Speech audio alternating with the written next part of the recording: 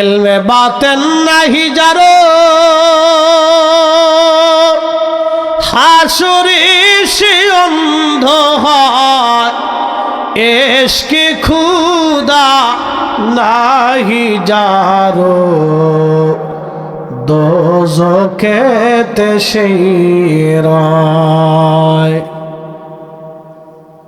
যদি ইশকে খুদা না থাকে তাহলে জাহান্নাম ছাড়া কোনো রাস্তা নাই। বলে ইশকে খুদা কি? ফজরের নামাজের সময় প্রচন্ড শীত, আপনি আল্লাহর ভয়ে শীতের ভিতরে যখন নামাজের কাতারে দাঁড়াবেন, এটিকে বলে ইশকে খুদা। বুঝাইতে পারছি? এটার নাম ইশকে খুদা। ইশকে খুদা কি বুঝে যা। কোটি কোটি টাকা থাকবে, কোটি কোটি টাকা এক মাসে, কিন্তু আপনি ওই হারাম টাকা ধরেন নাই, আপনি হালালটা ধরে রাখছেন, এটার নাম ইশকে খুদা। মাহে রমজান আসছে, প্রচন্ড অভাবের ভিতর আপনি রোজা ছাড়েন নাই, এটার নাম ইশকে খুদা। ইলমে বাতেন নাহি যারো হাসরে সে অন্ধ হয়, ইশকে খুদা নাহি যারো দোজখেতে সেই রয়। কষ্ট হচ্ছে না আপনাদের? বুঝা টুজা যাইতো তাহলে একসাথে জোরে বলেন তো আল্লাহু আকবার। প্রিয় ভাইরা আমার, খুব মনোযোগ দিবেন। প্রিয় নবীজিকে আল্লাহ রাব্বুল আলামিন বলেন, ওয়া ইউআল্লিমুকুমুল কিতাবা ওয়াল হিকমা ওয়া ইউআল্লিমুকুম মা লাম তাকুনু তা'লামুন। ওই যে বাক্য ফিরে কাল মোবারকের ভিতরে আল্লাহ এলেম ঢুকিয়ে দিলেন, হিকমত ঢুকিয়ে দিলেন। ওই এলেম এবং হিকমত ঢুকানোর কারণে দুনিয়ার কারো কাছ থেকে তিনি একটা বিদ্যাও শিখা লাগে নাই। সরাসরি আল্লাহ যার শিক্ষক এবং সরাসরি আল্লাহর যার ছাত্র যিনি, তিনি আমাদের নবী রাহমাতুল লিল আলামিন। এবার ওই নবীর এলেম নিয়ে যারা প্রশ্ন তুলে, তারাই হলো বর্তমান জমানার শ্রেষ্ঠ বোকা। কথা ঠিক আছে কিনা? ও রাসূলের এলেম নিয়ে যারা প্রশ্ন তুলে, তারা দুনিয়ার সবচেয়ে বড় বোকা। তার মতো বোকা পৃথিবীতে কেউ হতে পারে না, অনেক বড় বোকা। ইসি, এ লোকটা বুঝেই না, দিনই বুঝে না। প্রিয় উপস্থিতি, ভালো করে বুঝে যাবেন। প্রিয় নবীজি আল্লাহ রসুল বলেন, সাহাবীরা রে, এলেম এবং হিকমত আল্লাহ ঢুকিয়ে দিলেন। তারপরে আমার জন্য বোরাক আনা হলো। বোরাকের পিঠে চড়তে যাব, ঠিক এই সময় বোরাক লাফালাফি করে। জিবরাইল আমিন ধমক দিয়ে বললেন, বোরাক রে সাবধান, লাফাইও না। তোমার পিঠের উপরে আজকে যে চড়বে, উনি সৃষ্টির সবচাইতে দামি মেহমান। ওনার মতো দামি মেহমান আর কখনো আসে নাই, আর কখনো হবে না। বোরাক রে, ওনাকে আল্লাহ দাওয়াত করেছেন তার মেহমান হওয়ার জন্যে।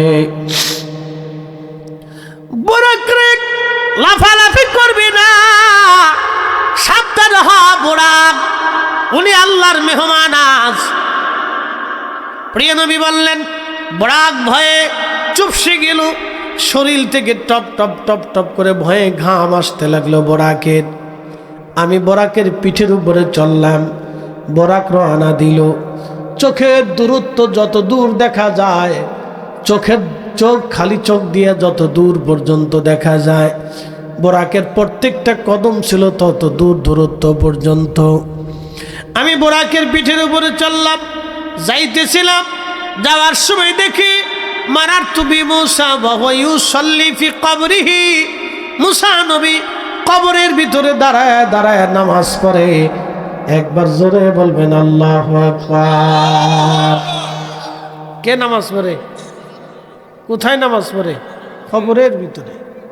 তাহলে 2000 বছর 3000 বছর আগে ইন্তেকাল করেও মুসা আলাইহিস সালাম যদি রওজা শরীফে নামাজ পড়তে পারে, তাহলে আমরা রসুল বুঝি নাই?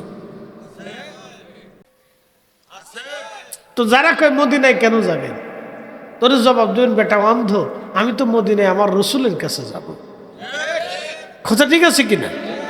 হযরতে রাসূল করিমের সাহাবী ছিলেন, মেজবানে রাসূল আইয়ুব আনসারী রাদিয়াল্লাহু আনহু, তিনি একদিন রওজা শরীফের সামনে, রওজা শরীফকে সামনে নিয়ে, রসুল করিমের রওজা শরীফকে সামনে নিয়ে রওজা শরীফের পাশে বসে বসে কাঁদতেছিলেন, বসে বসে কাঁদতেছিলেন এবং জিয়ারত করতেছিলেন। রওজা শরীফের পাশে বসে কাঁদতেছেন রওজা শরীফকে সামনে নিয়ে। দেখেন তখন মারওয়ান ইবনে হাকাম, এই শয়তানের নাম শুনছেন, মুনাফিক ছিল, বড় শয়তান ছিল মারওয়ান ইবনে হাকাম। এটা আইসে পিছন দিক থেকে ধমক দিয়ে বলতেছে, হে আল্লাহর বান্দা, তুমি জানো তুমি কি করতেছ? মানে ও বুঝাচ্ছে তুমি শিরিক করতেছো, বেদাত করতেছো। মারওয়ান ইবনে হাকাম সেই দিন শিরিক আর বেদাতের মাসলা দিতে যায় সাহাবীকে, বুঝতে পারছেন? এখনকার মতো এরকম আর কি। মারওয়ান ইবনে হাকাম শিরিক আর বেদাতের মাসলা দিতে যে ধমক যায়, আল্লাহর বান্দা তুমি কি জানো কি করো? তখন হযরত রাসূল করিমের সাহাবী মেজবানে রাসূল আইয়ুব আনসারী রাদিয়াল্লাহু আনহু মাথা ঘুরায় দেখেন মারওয়ান ইবনে হাকাম চিল্লাচিল্লি করতেছে। তখন মারওয়ান ইবনে হাকাম দেখে, আরে উনি তো মেজবানে রাসূল, রাসূলের সাহাবী, আমি কারে ধমক দিয়ে বসছি? তো মারওয়ান ইবনে হাকামকে হযরত আইয়ুব আনসারী রাদিয়াল্লাহু আনহু বললেন, হে মারওয়ান, তুমি কি বুঝাইতে চাচ্ছ? আমি আমার রাসূলের কাছে আসছি, ওয়ালা মাতিল হাজার, কোন পাথরের কাছে আসি নাই, আমি নবীর কাছে এসেছি। একসাথে বলবেন আল্লাহু আকবার। না হয় না আরো জোরে বলেন, জোরে জোরে জোরে, জিম টিম দিয়ে না, সাহাবীদের ঈমান বুঝে যায়। ধমক দিয়ে বলতেছেন, হে মারওয়ান, আমি আমার রাসূলের কাছে আসছি, ওয়ালা মাতিল হাজার, কোন পাথরের কাছে আসি নাই বেটা, আমি আমার রাসূলের কাছে বসছি, কোন পাথরের কাছে বসি নাই। তাদের বক্তব্য ছিল, আমি রাসূলের কাছে আসছি রে বেটা, আমি তো কোনো পাথরের কাছে আসিনি, তুমি আমার কি বেদাত আর শিরিক বুঝাইতে আসছো? আজকে দশা হয়েছে, তো মুসলমানদের এই দশা হয়ে গেছে। মুসলমানরা রাসূলের রওজা শরীফের পাশে যাবে তো মাসলা বাতে দিচ্ছে আগেই বাংলাদেশ থেকে, সুন্দর করে বাতাচ্ছে, কি সুন্দর, যে বুকে হাত বেঁধে নামাজ পড়ে একদল আছে, এরা বাতাচ্ছে যে তোমরা হজ করবা কিন্তু মদিনায় যাবা না। মদিনায় তোমার কাজ কি? মদিনায় কিছু নেই। মদিনার মসজিদের নামাজ পড়তে যাবো, ওখানে নামাজ পড়লে 50,000 রাকাতের সওয়াব হয়। আচ্ছা বলেন তো, মক্কায় নামাজ পড়লে 1,00,000 রাকাতের সওয়াব হয়, মদিনাতে নামাজ পড়লে 50,000 রাকাতের সওয়াব হয়। তাহলে মক্কায় সওয়াব বেশি না মদিনায় সওয়াব বেশি? মক্কায় সওয়াব বেশি হিসাব অনুযায়ী, কথা ঠিক আছে না? তা আমার যদি সওয়াবই লাগে তাহলে আমি মক্কাতে থেকে তো সওয়াব দরকার, তাহলে হাজিরা মদিনা যাওয়ার দরকার কি? তাহলে আগের যুগের ওলিরা, সাহাবীরা, বুজুর্গরা, উলামারা কেন মদিনায় গেছে? মদিনায় মূলত তারা সওয়াবের জন্য যাইতেন না, মদিনায় যাইতেন মূলত রাসূলের জন্য। কথা ঠিক আছে কিনা? মদিনায় যায় কার জন্য? নবীর জন্য যায়, রাসূলের জিয়ারতের জন্য যায়। মুসলমান সওয়াবের জন্য মদিনায় যায় না, কারণ সওয়াব মক্কাতেই পাওয়া যায়। কথা ঠিক আছে না? সওয়াব মক্কাতেই পাওয়া যায়। প্রিয় উপস্থিতি হাজিরিন, আল্লাহ রসুলের সাহাবী আল্লাহ নবী বলেন, আমি দেখলাম মুসা কালিমুল্লাহ নিজ কবরের ভিতরে দাঁড়িয়ে দাঁড়িয়ে তিনি নামাজ পড়তেছেন।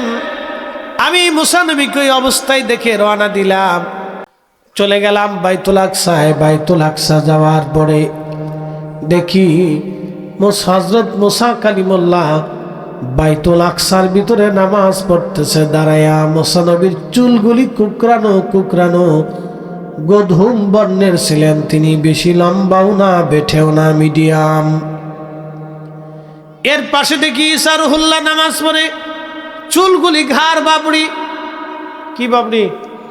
ঘাড় বাবড়ি রাসূলের সুন্নত, মনে রেখেন, এটা বেদাত না কিন্তু, ভণ্ডামি না, এটা সুন্নত রাসূল।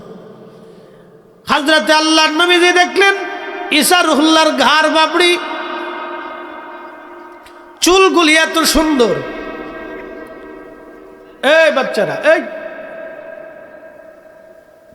একজন লাঠি নিয়ে যান, বাপরে বাপ, ও মনে হয় এখানে বাজার বসাইছে। এই বাচ্চারা এদিকে এসো, চলে এসো, সব চলে এসো,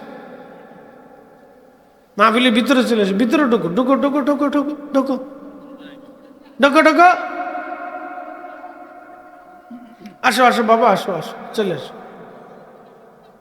দেখছো নি, খড়ের পালা দিয়ে ঘর বানাই ফেলছে, একবার বাড়ি ঘর বানাই ফেলছে। আসো আসো আসো বাবা, আসো আসো, কথা বলা যাবে না বাবা। চলে আসো, সব চলে এসো, ভিতরে এসে বসো। আর নালি ভিতরে সাটাং হয়ে শুয়ে পড়ো, অসুবিধা নেই।